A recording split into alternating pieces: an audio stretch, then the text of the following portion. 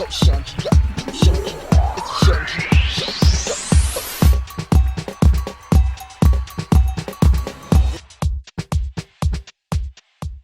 Get to know Tanya Richardson.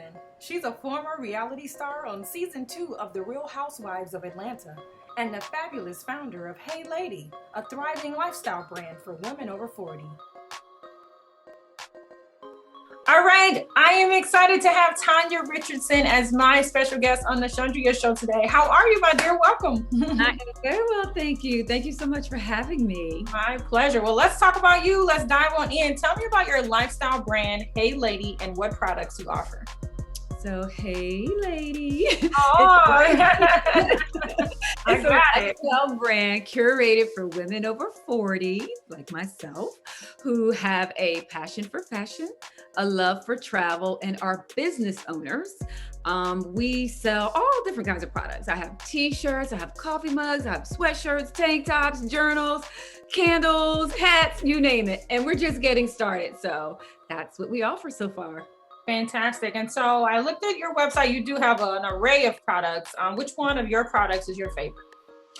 Ooh, that's a good question. Okay, so right now, I'm going to say our signature red lipstick is my favorite right now. That seems to be what's selling the most right now. And then I am wearing my Bedazzled t-shirt. So those two are my favorites right now. Awesome. I'm curious, why do you have such an affinity to encourage and empower women over 40? Being over 40 myself, when I started looking for content that was catered to my demographic, I couldn't find any. And so I feel like women, once they reach 40s or as they go through their 40s, one of two things happens. Either the light gets turned on or the light gets turned off. And so I just want to show women that you're just getting started at 40. Like life is truly beginning at 40.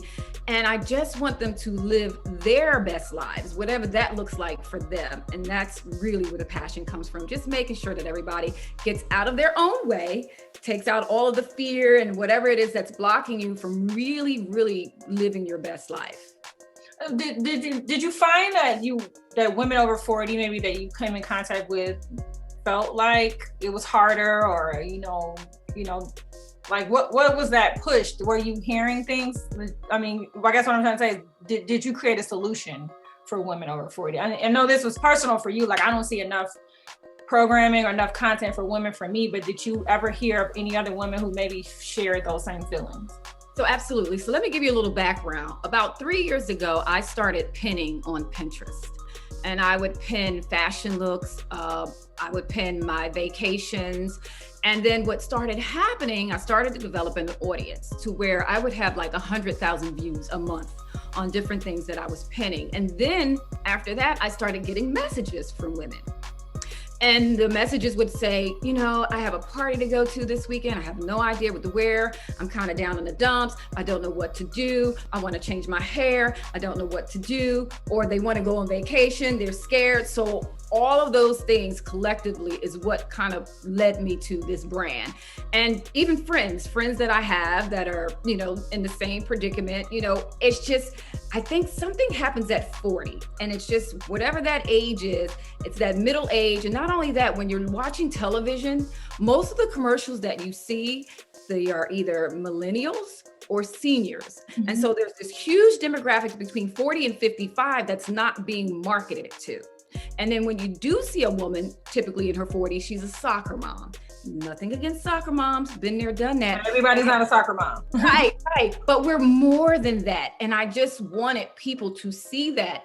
And so that is really the impetus of why I created this brand, to shed a light on these women and show women, once again, that no, we're 40, but we still got a lot of oil left in the tank. So you're a champion, you're an advocate for women over 40, your brand represents women over 40. Where does your passion for fashion, travel, and entrepreneurship stem from? Okay, so my passion for fashion started very early, probably at the age of 6. My mom was a subscriber to Essence magazines. And I remember waiting for the magazine. I'd open it up and I'd see these beautiful models in their designer wears. And they were always like photographed in places like Milan and Paris. And so since then, I just had an affinity for clothes and for travel. And then my godmother, she was a high fashion model back in the 70s. And she was a model for Givenchy, as she would say.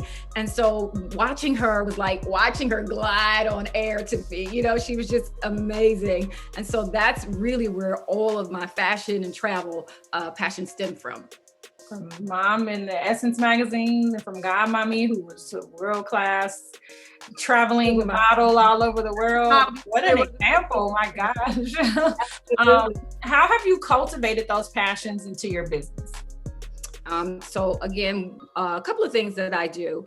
I do what's called Wind Down Wednesday, which we do every Wednesday, and I highlight a different lady of the week is what I call it. And that's a play on words from the Jet Beauty of the Week. So that's where I came up with that from.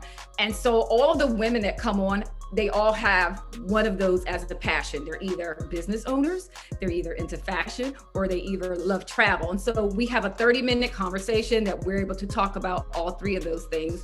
I also have my YouTube channel that I put, my different travel experiences on. I could do like a behind the scenes of me getting ready, where my designer comes over and she's fitting me for clothing. So I've been able to kind of mesh the three through my social media platforms.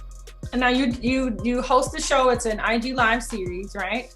And Yes. then as far as your travels, what have been some of the most memorable destinations you've been to thus far? Ooh, well, I just came back from Africa 2 weeks ago. I went to Tanzania, and that has been by far the best travel experience. One for the history books. One for the history books. And since you said that, this being Black History Month, or February having been Black History Month. I'm claiming this one too. Right. Black History 365. How about that? It was just such an incredible experience, to walk around and every face looks like yours. No matter where you go, no matter what you're doing, you're never looking over your shoulder, and you just feel a sense of just belonging, and it was just, like I said, such an incredible experience. I got to go to like the Maasai village, and I got to see them and their traditional dance. We did safari. We were at the beach. We were just all over the place, and it was such a beautiful place. I mean, Tanzania, Zanzibar is by far, like I said, the most incredible place that I've ever been to. Where are the photos we want to see? All the photos are on my Instagram. Y'all gotta go Hey Lady by Tanya with an I. All the photos on Instagram. They're on my website. They're everywhere. Fantastic. Now, you've had a lot of success in your life. What or who was instrumental in making you feel encouraged and empowered yourself? Well, there have been several people along the way, but of course my mother. The greatest thing that my mom did for me was never giving me the spirit of fear.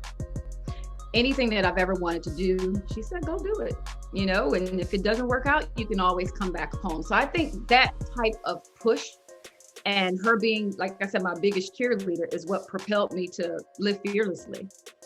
Oh, yay, Mama. Thank you. Thank you. Well, thank you for being my special guest today. Get to know Ashley Clark. She's the fabulous founder and CEO of Sense2Cents, a financial literacy company dedicated to empowering children in and outside of the classroom through fun, interactive activities. All right, everybody. Ashley Clark, welcome to the Chundria Show. How are you? I'm great. Thank you. How are you? Fantastic. Thank you so much. I'm so grateful for your time today. So let's dive on in. As the CEO of Sense2Cents, tell me about your financial literacy company and who it serves. Sense2Cents is a financial literacy company that I created for parents looking to talk to their children about finances, aka money. So I have created tools for the whole family to learn together, to help parents teach. A lot of times I heard parents say, I don't know, nobody taught me, so I wasn't sure. So that's why I'm making this a learning process where everyone can learn together, and I'm making it fun. I provide tools for parents so we can go from generational lack to generational wealth. I love it so much. And I love that you made that your personal mission to not only help the parents and families, but to help their children. Now you're creating the next generation of financially savvy people, and I think that's awesome. Yes, thank you, thank you. So who or what inspired your interest and career in finance, investing, and more importantly, budgeting? I can definitely say, I get that question a lot. And so I have to look back in my life and see, what was my aha, I want to do this. One big moment is I know that in 10th grade, I had an economics teacher with a lady named Miss Clark. And I had no idea about economics, but I fell in love with the class. And from there, that's how I continue for college. I chose my major. I just fell in love with the economy, finances. I mean, even in college, I went to China to do a study abroad to study their economics and how they work. So I just like numbers, and not just numbers, but money and knowing how things work within our community. I think it's awesome to be a kid or a teen who was inspired so early on. A lot of times, we learn about money when we need it.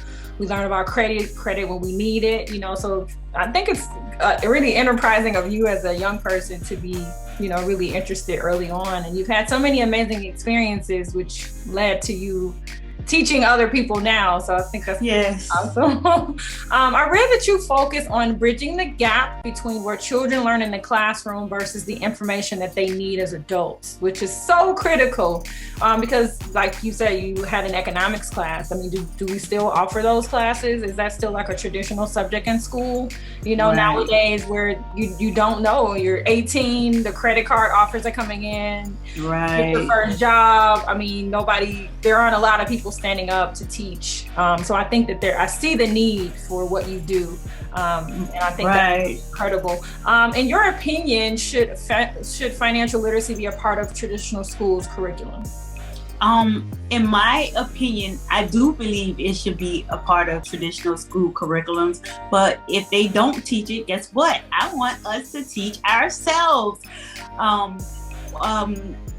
When I was a banker and I was in a wealthier part of a white neighborhood, and then when I came in the middle of town and I saw more Black and brown people, I realized the basis of the information that we knew about finances was totally different.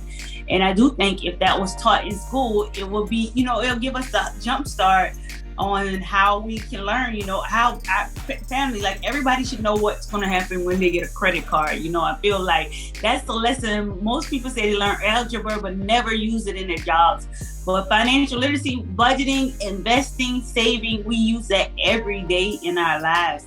So I do think it's a lesson that definitely needs to be taught because more people need the lesson. So tell me about Sense2Cents. How detailed and intricate do you go into teaching? How detailed do you get? Okay, so things have changed with COVID. Initially, I was doing classes. I had planned like a 10-city tour last summer to have classes and teach, etc. So with my most all of my items now we're mailing out, and we have a cartoon coming out for smaller kids, just trying to reach the online places, because now with I'm being at home and trying to reach the masses is something that I'm working on. I mean, with our flashcards that you want here is we started, that's the word for insurance, and it'll tell you, you get 55 words and it talks about economics, banking, credit, and investing are the initial on the first set of cards. So this is like insurance.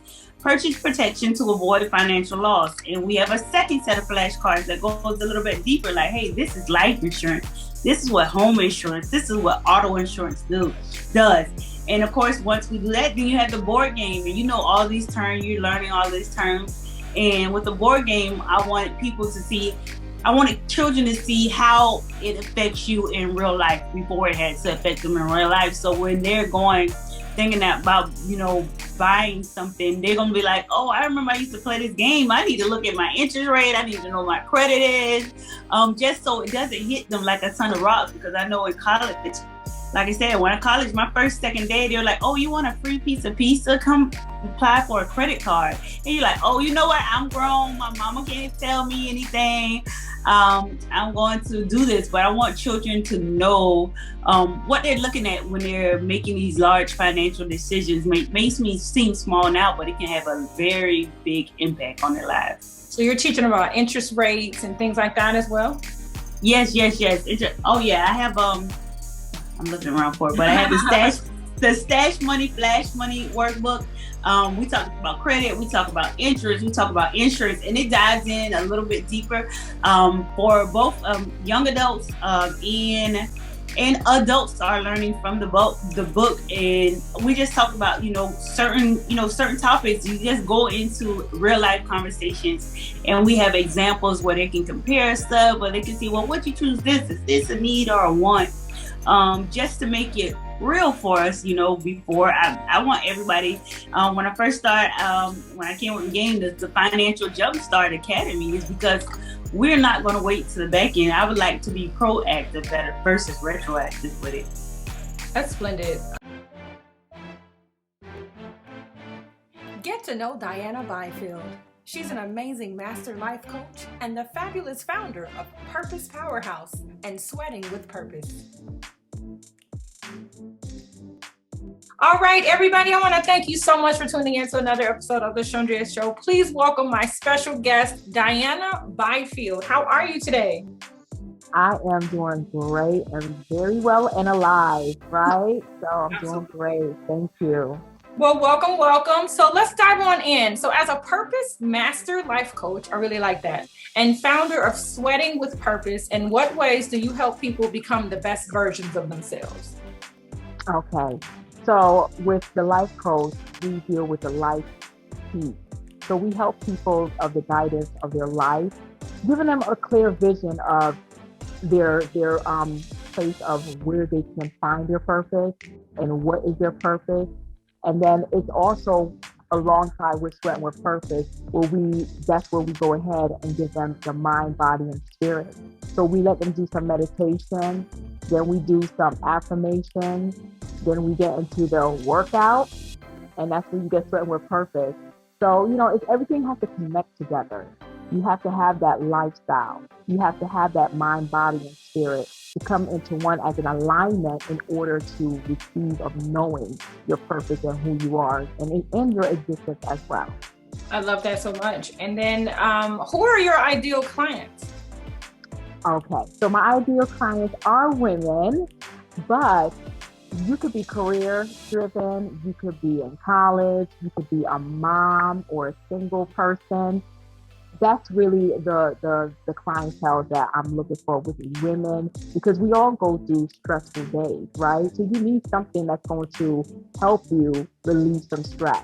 So that's where Sweating with Purpose will come in. That's where the life coaches will come in, if you please to do life coaching. But we have our Sweating with Purpose where majority of the women want to join the classes. So yeah, like that. Those are the ideal of women that I seek to help and assist. You're so driven. You're so dedicated. I love how dedicated you are to helping other people, become better, But let's talk about you. So what does the phrase, "I don't look like what I've been through," mean to you personally? Okay, right there, you can look at the masterpiece. You can look at the finished cut, but you don't know the hell and high water that I went through. And I have overcame that. That's when I hear that, that's what comes to me, So it's like I went through a lot of things, but I have to keep up with a positive note of this too shall pass and I will get out of it. What have been some of the hard, if you would, and within reason of what you want to share, but what have been some of the hard parts of life that you surmounted? Okay, so let me share with the homelessness that I had experienced. I did leave my job. I know that it was time for me to go for my job. It was time for me to go. And I did want to venture to help my mother start her ministry, but we wanted to put it into a business form that we will do workshops and we'll, create money off of that. But it just didn't work out in my favor and I end up homeless.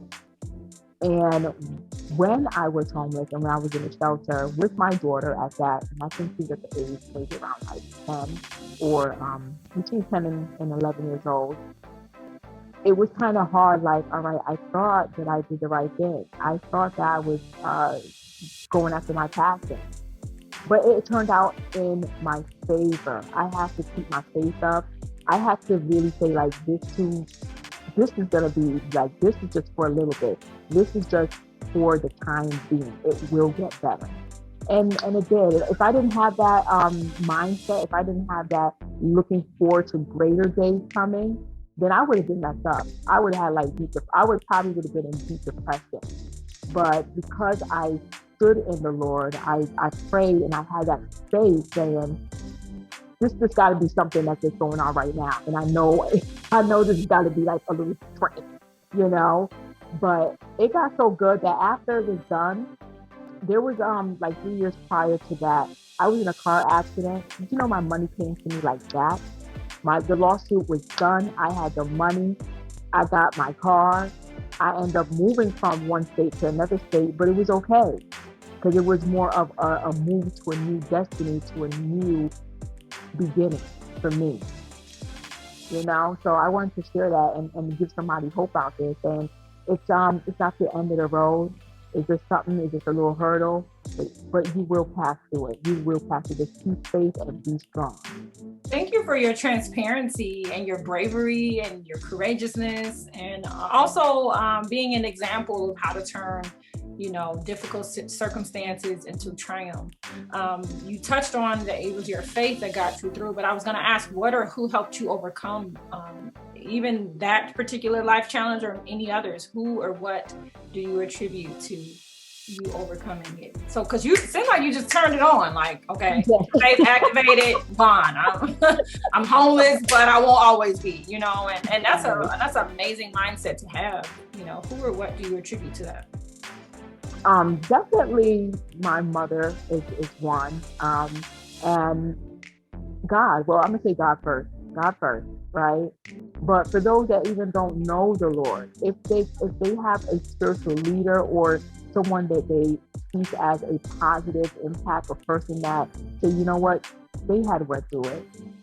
Look for those type of people. We do have internet out there, you know, that you can definitely follow someone that has went through some struggles that will encourage you, you know. But I know for me, definitely it was God, my mom.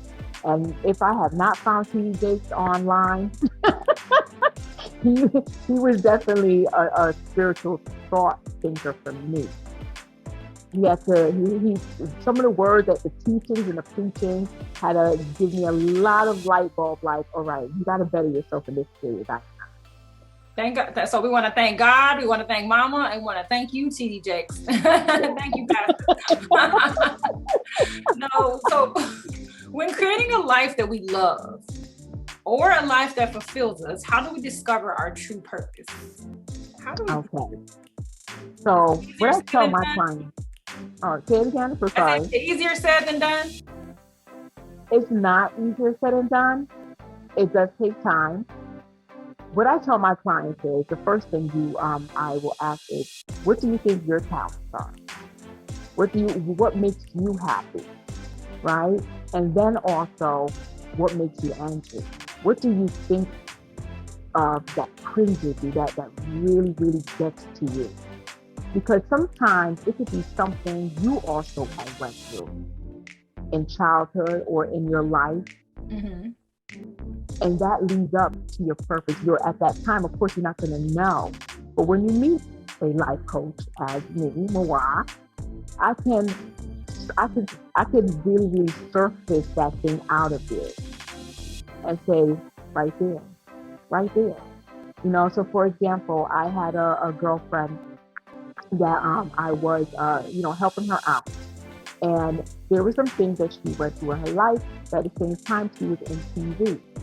And I said, girl, don't you know that's just what you love? Like, and you're looking at all the places like, oh, I'm gonna start this career, I'm gonna start that career. I'm like, slow down.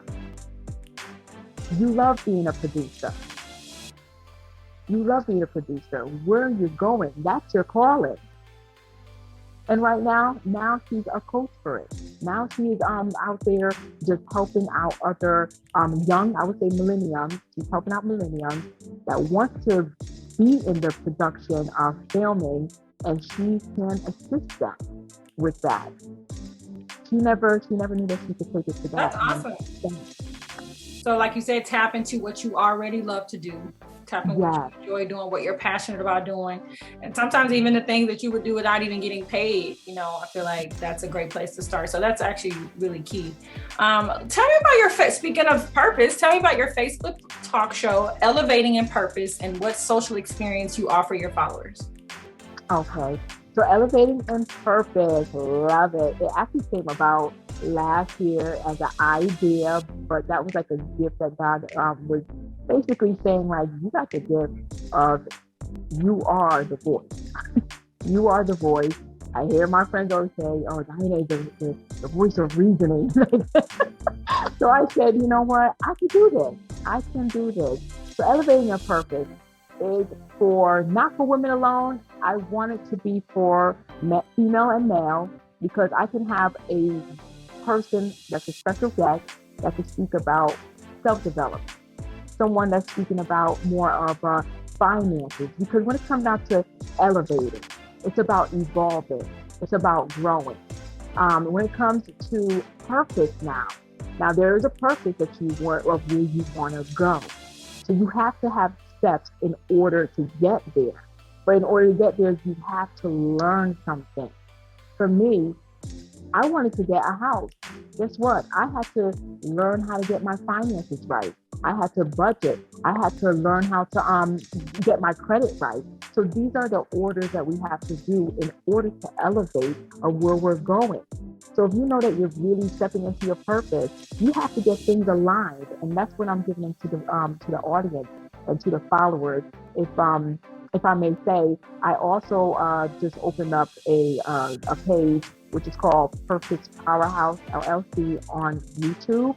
So it will go live on there and live on my Facebook page while the show is going on. It is open for women, because since it's a history month of Women History Month. Woo! I have it open for every Friday at 7 p.m. EST time. So you could go on my page, Diana Byfield. It will go live on there. I use Yardstream, and then I also have Yardstream attached to the Purpose Powerhouse LLC page on YouTube. That's awesome. What I love about it, because even though you have multiple platforms, your mission is the same through all of them, and that's to help people elevate. One key thing you step out and you said is about the action steps, you know, not only identifying your purpose, not only setting goals, but also setting up those action steps. If it's buying a house, what do you need to do to prepare to buy that house? You know, whatever, if you want to start a business, what do you need to do to prepare yourself to run that business? So I love that. That's a key takeaway there for anybody watching.